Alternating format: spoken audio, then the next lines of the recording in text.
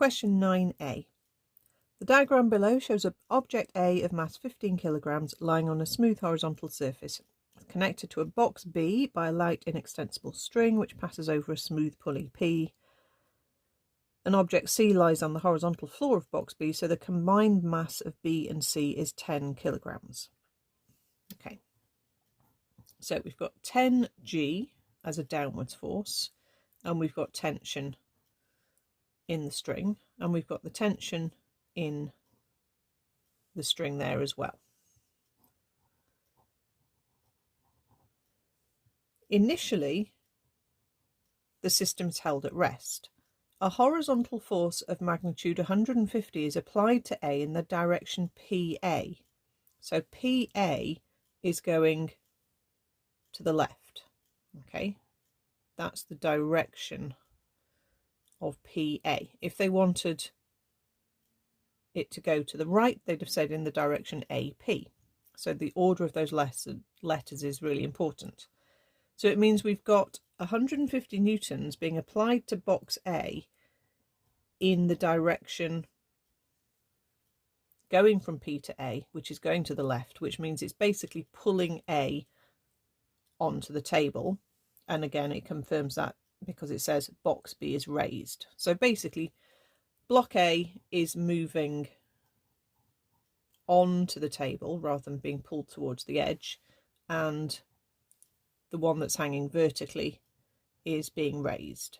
Okay, so that's slightly unusual, but it's fine. We can do F equals ma for this direction of motion.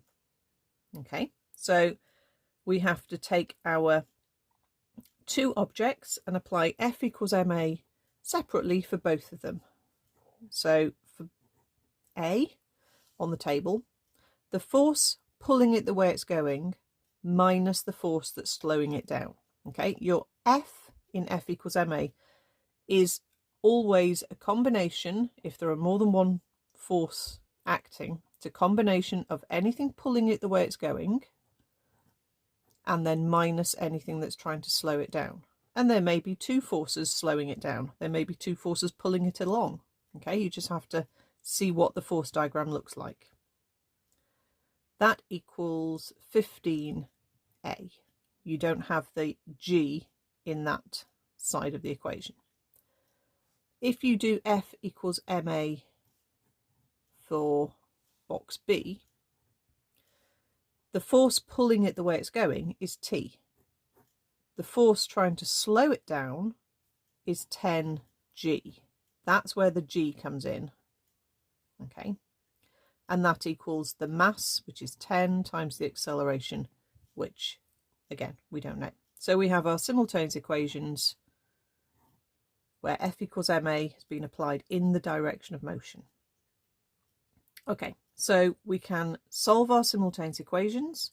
I normally just add the two equations because if I've got a t and a minus t, they'll cancel out. But if you prefer, you can rearrange to get t is 10a plus 10g and then substitute that in where you see t in the other equation. If I'm adding, my 150 will need to add on a negative 10g. So basically it'll subtract it.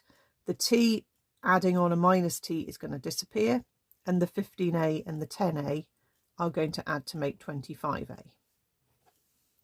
So I want 150 subtract 10 times 9.8, and that gives me 52 equals 25a.